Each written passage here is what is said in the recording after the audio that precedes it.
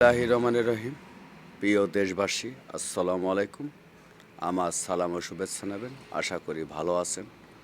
আমরা কেটে কুটে যাচ্ছে, রক্ত বেরোচ্ছে না, সেই রকমের ভালো আছি। এই ডক্টর ইউনূসের সমন্বয়ে যারা সাজিদ আলম, নূর হোসেন নাইদ, আরও অনেকেই আছেন, এরা যে দেশটার কিভাবে কোন লাইনে নিয়েছে, এরা জামাতের সাথে ঐক্যবদ্ধ হয়ে কোন লাইনে নিচ্ছে আমরা বুঝতে পারতেছি না। দেশটা ধ্বংসের মুখে চলে যাচ্ছে আমি মনে করি। নির্বাচিত সরকার ছাড়া এই দেশ পরিচালনা করার ক্ষমতা তত্ত্বাবধায়ক সরকারের নাই, কিংবা সমন্বয়কের নাই। আজকে সমন্বয়কের চেয়ারে যারা বড় বড় পদে বসে আছেন, তারা ভিআইপি গাড়িতে চড়তেছেন। মনে হচ্ছে যে টাকা তার বাপের টাকা দিয়ে কিনা গাড়িগুলো। তারপরে 4-5টা করে ভিআইপি দামি দামি ফোন। আগে আসছে যাদের ম্যাচ ভাড়া টাকা দিতে পারত না, যেসব সমন্বয়করা, তারা আজকে বড় বড় পদে আছেন, বড় বড় চেয়ারে এসে বসে রয়েছেন এবং ভালো মন্দ খাচ্ছেন। আর দেশের মানুষ মইল কি বাঁচল, এগুলো তাদের মাথার ভিতর খেলে না, তাদের মাথা নষ্ট। আমি মনে করি ডক্টর ইউনূস বা এই সমন্বয়কের যেসব পদে যারা বসে আছেন বড় বড় চেয়ারে, তাদের মাথা নষ্ট।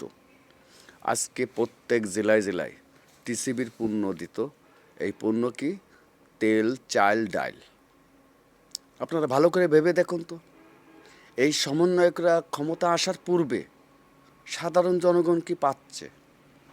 এখানে তো আওয়ামী লীগ, বিএনপি সমস্ত দল মত নির্বিশেষে এই টিসিবির মালগুলো পেত।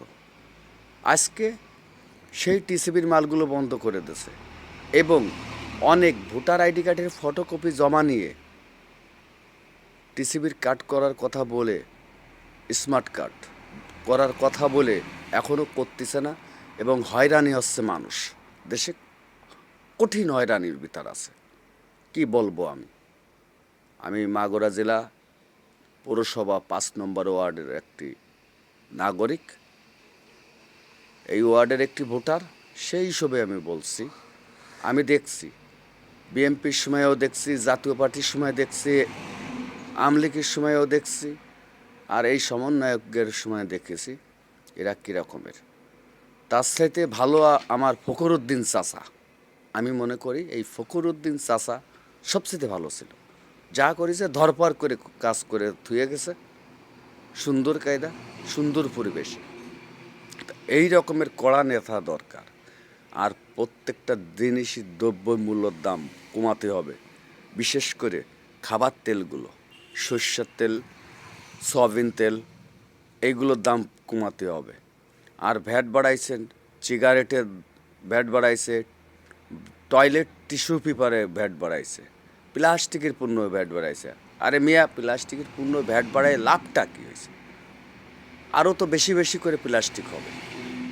যত ভ্যাট বাড়বে তত ভ্যাটের দাম নেবে। তাহলে এই দেশটা কি করে চালাবি?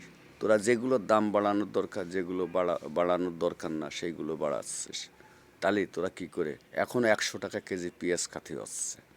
তাহলে এই আছে রাজনীতি মাগুরা জেলা বাংলাদেশের, এই সমন্বয়কের রাজনীতি।